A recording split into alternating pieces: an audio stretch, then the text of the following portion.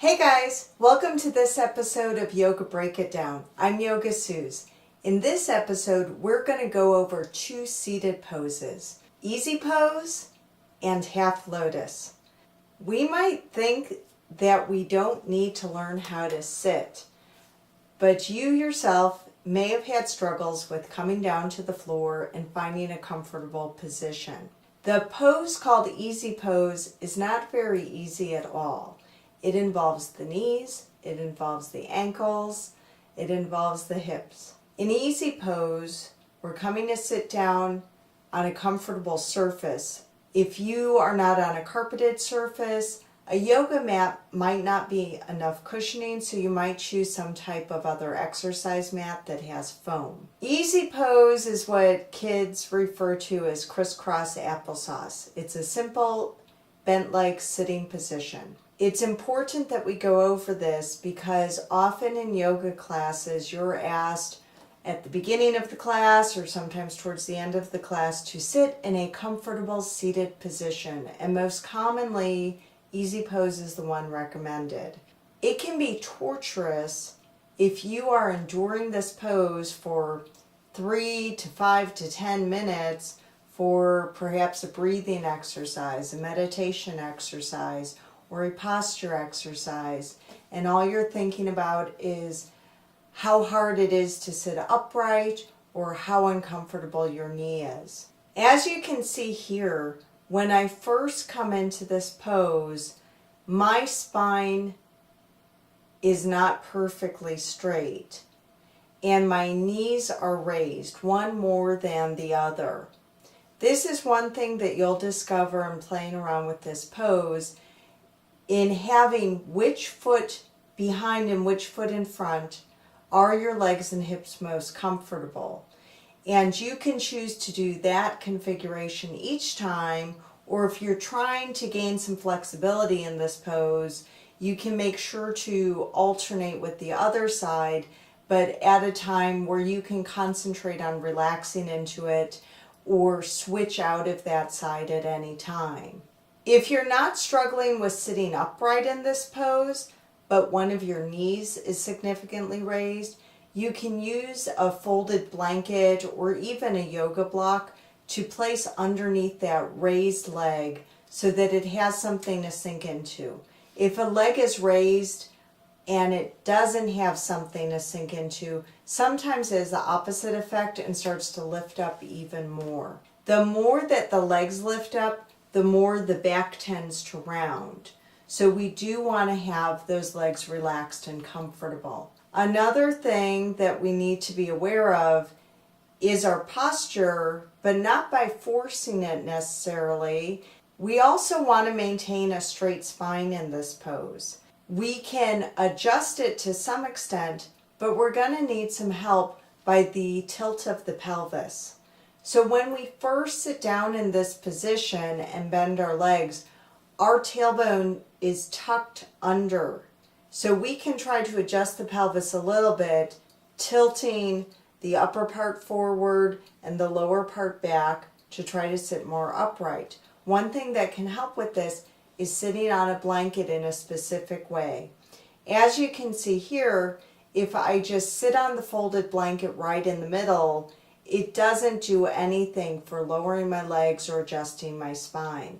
So I want to actually bring the pelvis to the front edge of the blanket, and the blanket should be folded evenly so there's no big bumps, and that you have nice even support up to the edge of the blanket so there's no sudden dip down anywhere along the blanket.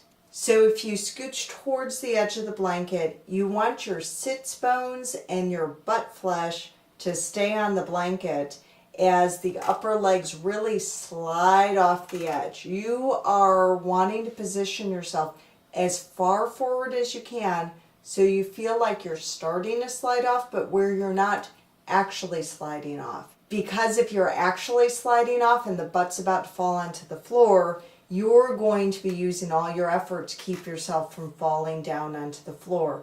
So I want you to scooch, scooch, scooch just a little bit, a little bit, a little bit, the sits bones to the edge of the blanket to find that point where you feel you're as close to the edge as you can without falling off.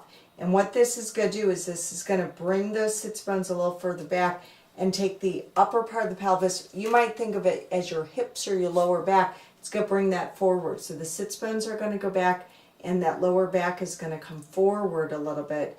And that's going to align your spine nice and straight. But also it's going to put the hips in a position where they're going to rotate out a little bit more and those legs are going to drop down and they're going to be closer to the floor. So a knee that was raised significantly in the air when you first came into this pose with no support may now come close to or even touch the floor. This is going to be a much more comfortable position. Towards the end of this video, I'm going to also demonstrate variations of easy pose and half lotus while sitting in a chair in case you get completely frustrated with trying this on the floor, even with the supports that I'm showing. Half lotus is not for everyone. It involves the foot, the ankle, the knee, and the hip. So all of those areas would need to be comfortable with this pose.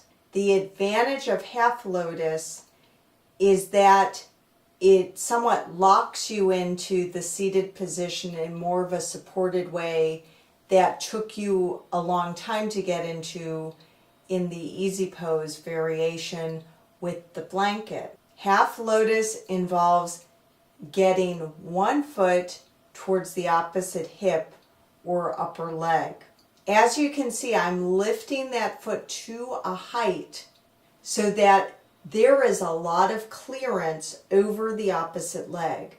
If the foot that I'm trying to lift has a leg attached to it that is struggling to lift up off of the floor, then I'm going to be yanking that foot up from the floor area to try to get it on top of the opposite leg. And that's going to create a lot of discomfort. So I would say if you cannot get the leg that you want to have the foot be on top, if you cannot get that leg to have clearance over the lower leg, this one may not be for you, or you may start to practice it on the chair as we're going to look at later. So once I'm moving this leg around, this higher leg, I want to bring that foot towards the opposite hip. Just set that as the goal, the opposite hip.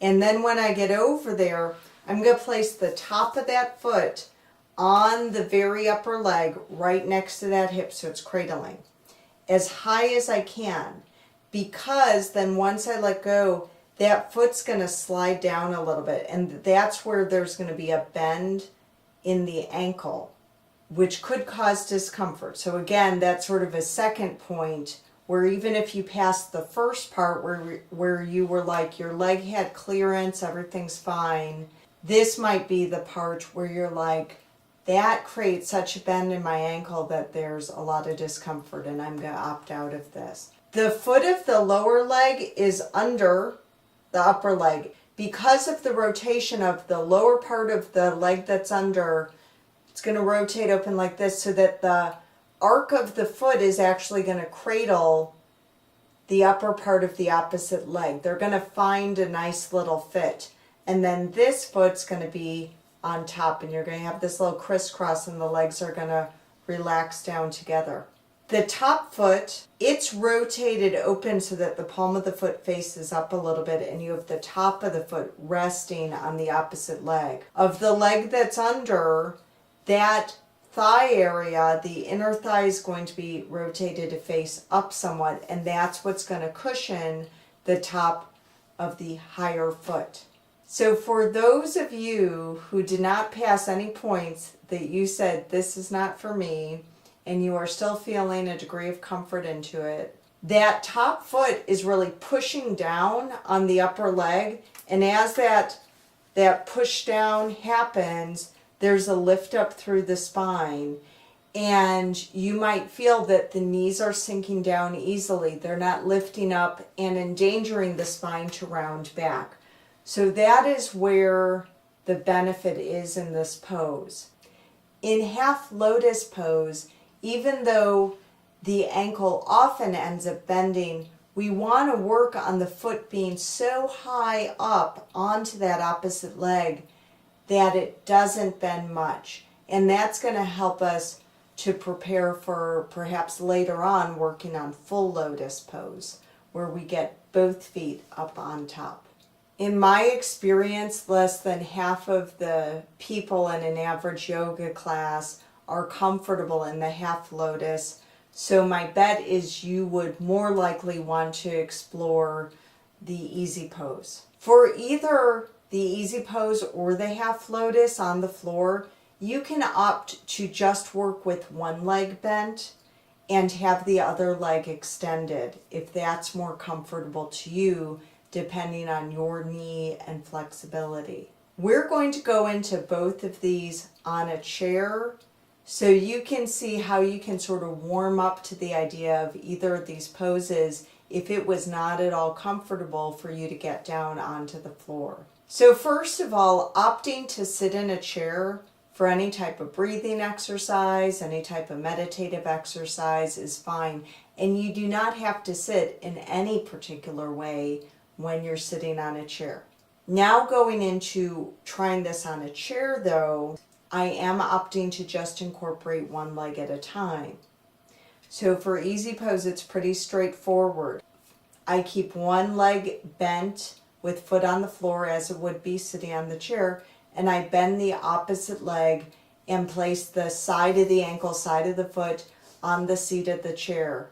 I'm demonstrating using a cushion because that's more comfortable. So same for you, perhaps if you're using a dining room chair, it has a cushion already, but if you're using a folding chair, you might need to incorporate some type of cushion. Sitting on a chair and focusing on bending just one leg at a time for the easy pose variation is a great way to get the hip and the leg used to this configuration. So I would really encourage you, if on the floor you had certain preferences about which foot was forward, which foot was back, whether one was bent and one was straight and you just wanted to stick with that.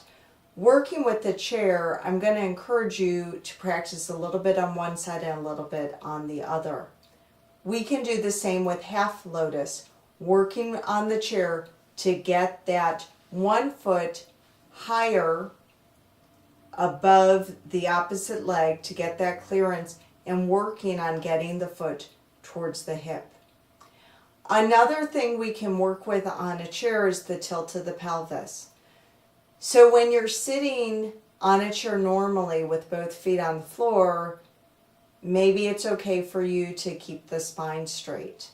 I know often we slouch in a chair, but if we're concentrating on our posture, having both feet on the floor, legs bent, can be a supportive position for straightening our spine then. If when you bend one leg seated at the chair to play around with the easy pose, your spine starts to round, you start to sink the back into the chair, you can use a folded blanket or a cushion, and I'm just taking the cushion that I was sitting on and folding it here and working similarly as I did on the floor to position my sits bones at the edge of the cushion to tilt the pelvis, to not encourage it to round back. So play around with this. There are many more seated positions in yoga. These are two of the basic ones. So play around with these, see if you develop a degree of comfortability in it. Otherwise, you can practice with the chair. Remember that in most yoga studios, there are not chairs available. So if that's the case, and you don't want to sit in one of these seated positions, you might opt for laying down. That's always an option for you when you're practicing the breathing or meditation exercises. In easy pose or lotus pose, if you are comfortable in it to a degree, you can incorporate a spinal twist, as I'm showing here, and there may be other stretches that you start to incorporate as well. Most commonly, the seated positions are used when we're practicing a breathing or a meditation exercise, and often towards the beginning or end of a class. Easy pose also is a great pose for working on our hip opening. You're going to feel some stretches around the hips, into the inner thighs. Really be mindful of your knee and half lotus.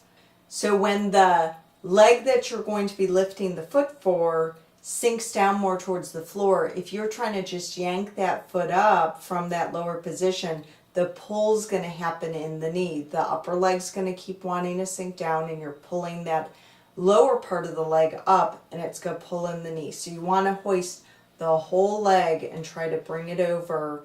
And then once the foot lands, you want to keep that foot and ankle somewhat in line so there's not a huge bend in the foot and the ankle as you sink into the pose. Thank you for joining me for this episode of Yoga Break It Down. I'm Yoga Suze. Make sure to hit that subscribe button and add this to your watch later list so you can explore it again when you have any questions about these poses. Remember that everybody needs yoga. So that means George Mumford needs yoga, soldiers need yoga, hackers need yoga, and you especially, baby, you need yoga too. So I hope to see you next time on Yoga Break It Down. Bye.